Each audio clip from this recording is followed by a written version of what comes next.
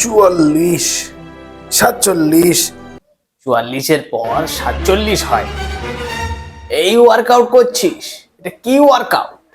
আরে এটা modern workout, এরকম ভাবেই হয়। একটু একটু গ্যাপ দিলে মাসেলের উপরে কোনো অসুবিধা হবে না, বুঝলে?